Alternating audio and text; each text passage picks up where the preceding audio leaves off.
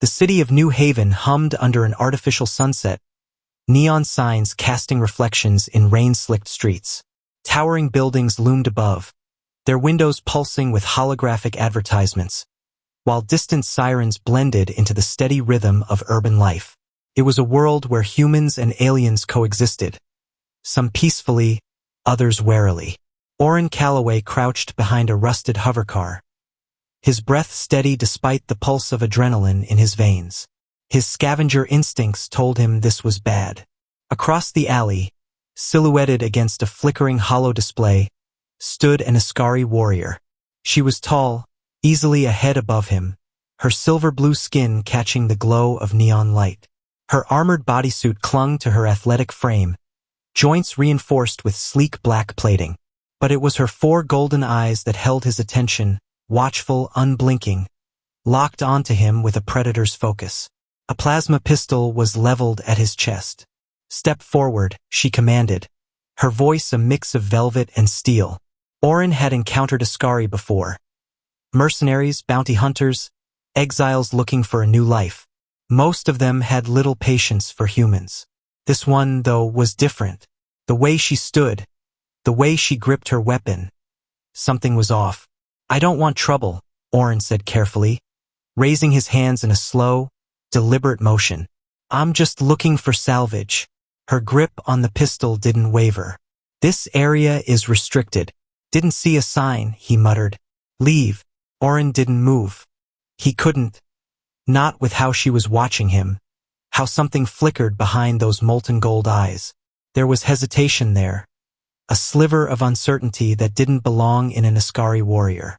A distant explosion rumbled through the city, shaking the ground beneath them. The streetlights flickered, the neon signs stuttering before stabilizing again. Both of them turned instinctively toward the noise. In that split second, Orrin saw her waver. A small shift, barely noticeable. But it was there. When she turned back to him, something had changed. Her lips parted as if she wanted to say something. But then she hesitated. "I know who you are," she whispered. Orrin's pulse quickened. "You have the wrong guy," he said, careful not to make any sudden moves. Her golden eyes searched his face, looking for something. Recognition? Confirmation? He didn't know. But the longer she stared at him, the more uneasy he felt. "You don't remember me," she murmured, almost to herself. His mind raced. He had never seen her before. He would have remembered a face like hers, angular, striking, beautiful in a way that was both alien and familiar. "Should I?" A long silence stretched between them. Then, slowly, she holstered her weapon. Orrin exhaled, only now realizing he'd been holding his breath. Then she reached into a small satchel at her hip and pulled something out. A small metallic object. She tossed it at his feet. Orrin hesitated before picking it up. The moment his fingers brushed against the surface, a strange warmth pulsed through his skin. The metal hummed softly, its edges smooth and worn, as if handled countless times before. And then something surged through him. A flash of memory, not clear, not complete, but there. The scent of rain, a sky different from Earth's, and a whisper of a name he couldn't quite grasp. His grip tightened. "You were there," she said. His gaze snapped back to hers. "What do you mean?" Zalara's expression was unreadable. "I saved you once." Orrin's breath caught in his throat. "Why?" he asked, voice barely above a whisper. Her 4 golden eyes darkened, something heavy settling in her gaze. "Because you saved me first."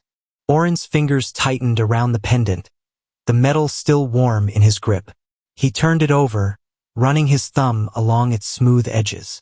Something about it stirred a deep unease in his chest, a sensation that was both foreign and familiar at the same time. "I don't understand," he said, his voice steady despite the storm of questions swirling in his mind. "I don't remember you. I don't remember saving you." Zalara remained silent for a moment, watching him with an unreadable expression. The neon glow from a nearby sign cast shifting patterns over her silver-blue skin, highlighting the subtle tension in her jaw. "You wouldn't," she said finally. "You were injured. The blast nearly killed you." The words sent a shiver through him. He had been in a lot of dangerous situations before. Scraping by as a salvager often meant getting caught in the crossfire between human and alien factions. But something about the certainty in her voice made this different.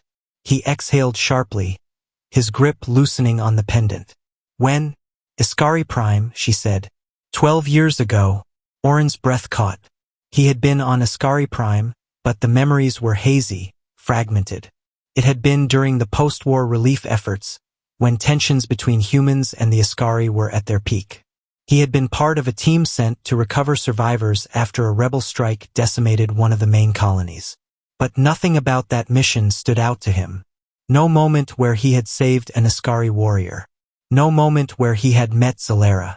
That doesn't make sense, he murmured, shaking his head. I wasn't, he stopped himself. What was he going to say? That he wasn't the kind of person who went around saving aliens? That he had just been another scavenger looking for tech and supplies in the wreckage? Zalera took a step closer. He barely noticed at first, too lost in thought, but then he felt the heat of her presence. She was tall, her stature commanding, but there was something softer in the way she looked at him now. Something hesitant, almost vulnerable. You found me in the ruins, she said. I was wounded, buried under debris.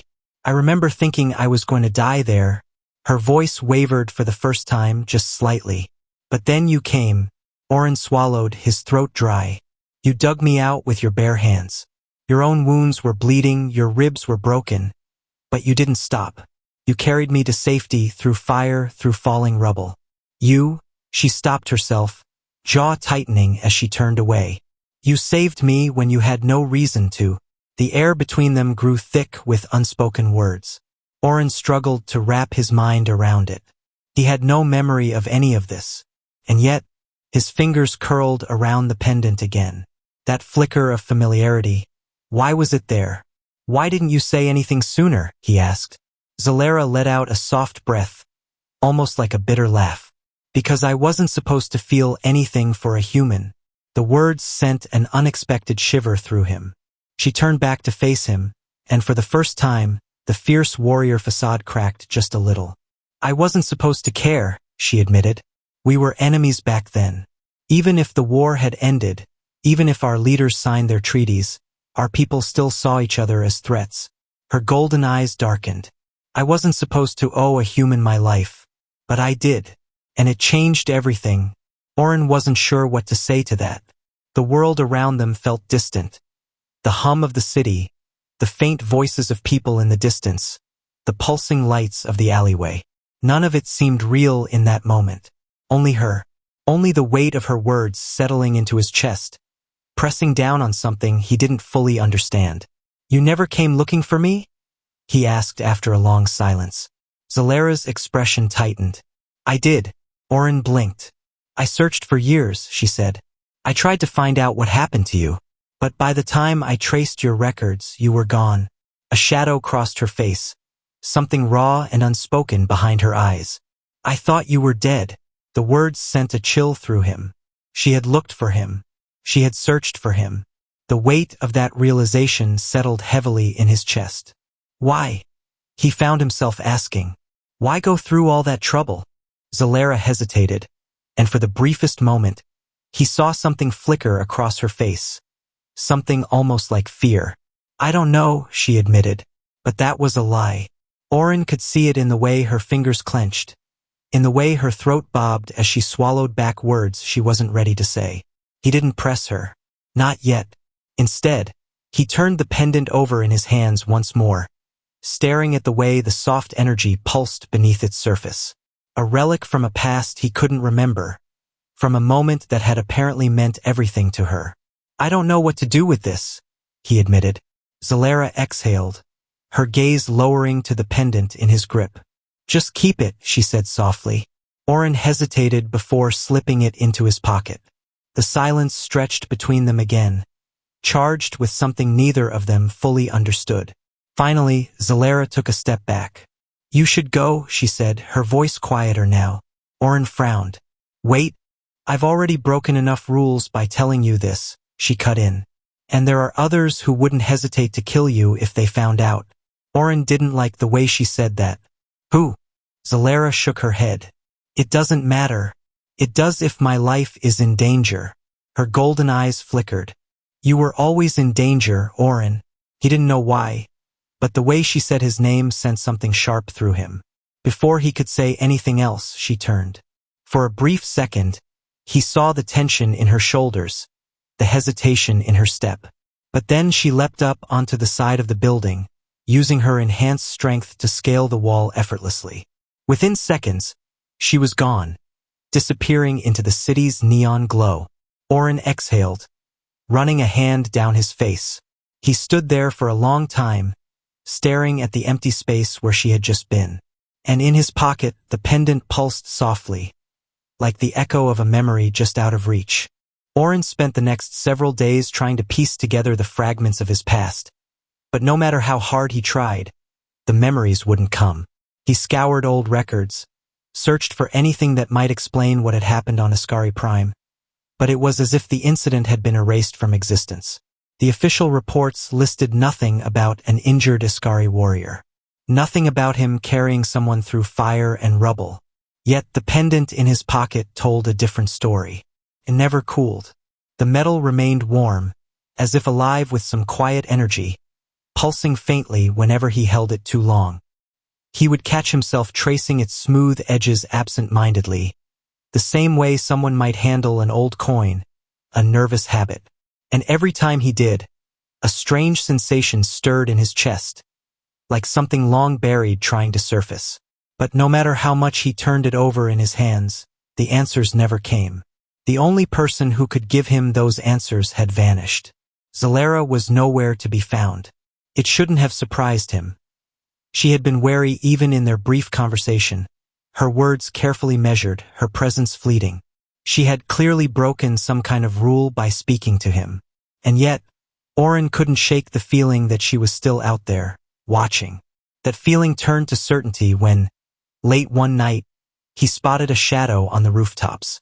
A flicker of movement in his peripheral vision, too fast, too deliberate to be some random scavenger. He stopped in the middle of the empty street, the night air thick with the distant hum of city lights. The silence stretched, and then, "How long have you been following me?" There was no answer. Oren smirked. "Not very subtle, are you?" A shift in the darkness. Then, without a sound, Zalera dropped down from above, landing in a low crouch before rising to her full height. Even now, despite everything, she was breathtaking. The soft glow from a nearby neon sign illuminated the sharp angles of her face, the metallic sheen of her skin catching the light. Her golden eyes regarded him carefully, unreadable as ever. "You shouldn't be out here alone," she said. Oren folded his arms. "I didn't realize I needed a babysitter." "You don't," she said. "But you are being watched." His amusement faded. "By who?" She hesitated. "Others like me." Oren exhaled sharply. "You mean other Ascari?" She nodded. "Not all of my people have accepted humans, despite the treaties. Some still see you as a threat." "Funny," he muttered. "I was under the impression your people were the ones invading our worlds, not the other way around." Zalera's gaze darkened. "Not all of us wanted war, Oren. Some of us lost just as much as you did." The way she said his name sent something sharp through him. He hadn't realized how much he liked the way it sounded in her voice until now. A tense silence settled between them. Then, softer, she said, "I never wanted you involved in this." He studied her carefully. "Then why did you?" She didn't answer right away. Instead, she took a step closer, and he felt his breath catch slightly. He hadn't noticed before, but she smelled faintly of something unfamiliar yet oddly pleasant. Like a mix of metal and something floral, something alien yet intoxicating. "You don't remember what you did for me," she murmured. "But I do. And I won't let them take that away from you." Oren's chest tightened. "Who's them?" Zalera's jaw clenched, her 4 golden eyes flickering with something dangerously close to fear. "The ones who want you dead." The weight of those words settled heavily between them. Oren swallowed hard, his mind racing. This wasn't just some personal secret anymore. If there were Ascari out there who wanted him silenced. "Then help me remember," he said suddenly. Zalera blinked. "What?" You said I saved you. You said I carried you through hell. He stepped closer now, closing the space between them. Then show me. Help me remember. Her lips parted slightly, and for the first time, he saw hesitation in her usually unwavering gaze. It's not that simple, she whispered. Why not? Because if you remember... She looked away, her hands curling into fists. If you remember, it might put you in even more danger. Oren exhaled through his nose. So I'm already a target and I don't even get to know why? That doesn't sit right with me, Zalera. She winced slightly at the way he said her name. Then, after a long moment, she whispered, there's a way. His breath hitched. A way to get my memories back? She nodded. But it's dangerous. And it would require...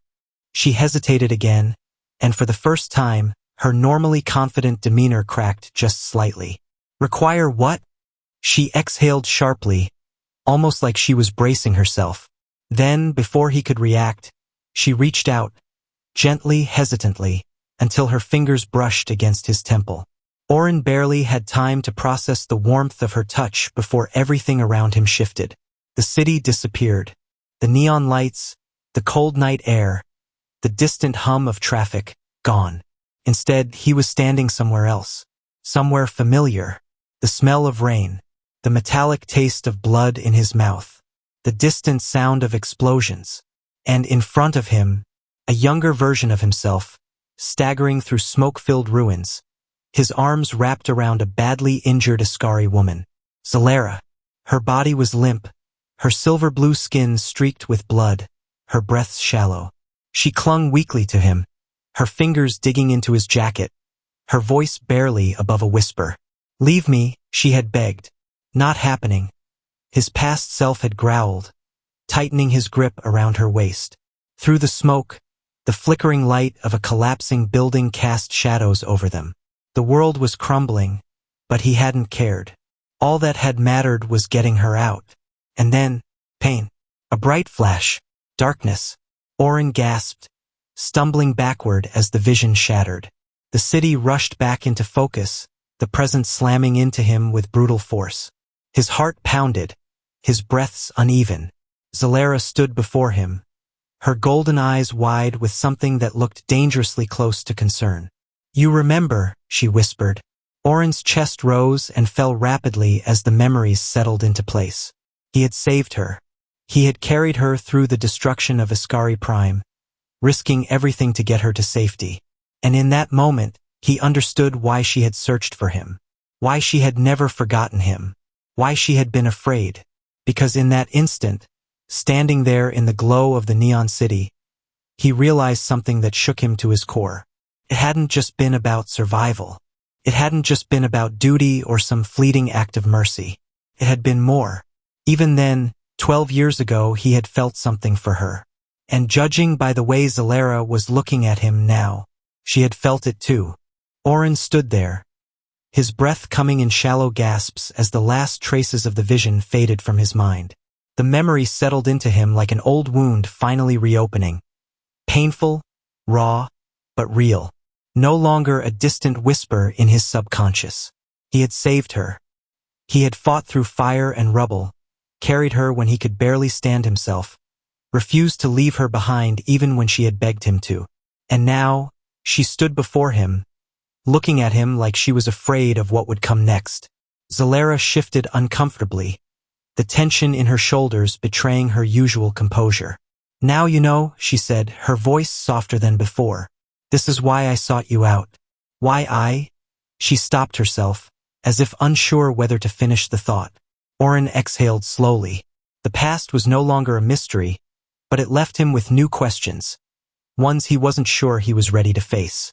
But one thing was clear, she had never forgotten him. Even after 12 years, she had carried the weight of that day just as much as he had, even if his own mind had been slow to catch up. You saved me, Zalera murmured. I never got to repay you for that. Oren shook his head. I didn't do it because I expected something in return. She looked at him then, her golden eyes searching his face as if trying to read the truth between the lines. He let her. And then, as if a decision had finally been made, she took a step closer. Oren didn't move away.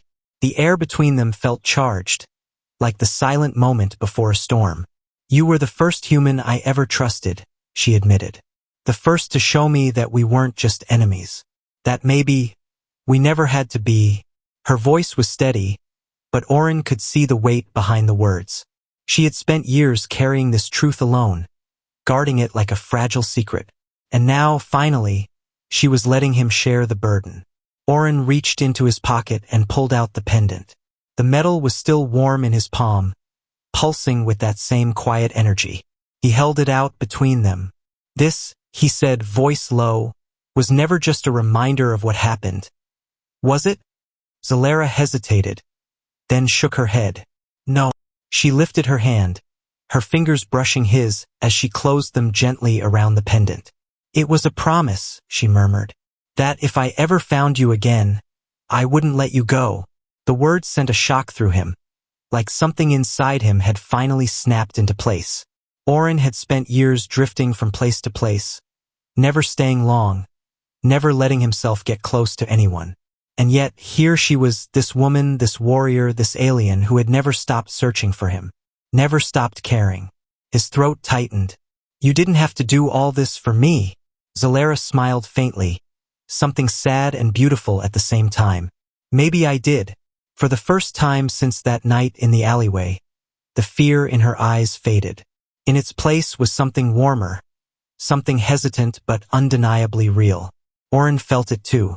The pull between them, the weight of 12 years pressing down on them both. He had spent so long running from things he didn't understand, but for once he didn't want to run. Not from her, not from this. So instead, he did something that surprised even himself. He reached out carefully and brushed his fingers against her cheek. Zalera inhaled sharply, her golden eyes widening, but she didn't pull away. Instead, she leaned into his touch. You're not alone anymore, Oren murmured. And neither am I. A soft exhale escaped her lips, and then finally, she closed the last bit of distance between them. Her lips met his, warm and soft, with a hesitancy that melted the moment he responded. The world around them faded, the city lights blurring into nothing as the only thing that mattered was this. Her, him, the past, the present, the quiet promise of a future. When they finally pulled away, Zalera's forehead rested gently against his, a breathless smile tugging at the corners of her lips. I think I've wanted to do that for 12 years, she admitted. Oren chuckled, his own smile forming. Then we've got a lot of time to make up for. Zalera smirked. I think I'd like that. And for the first time in a long, long time, Oren realized he wasn't lost anymore. He was home.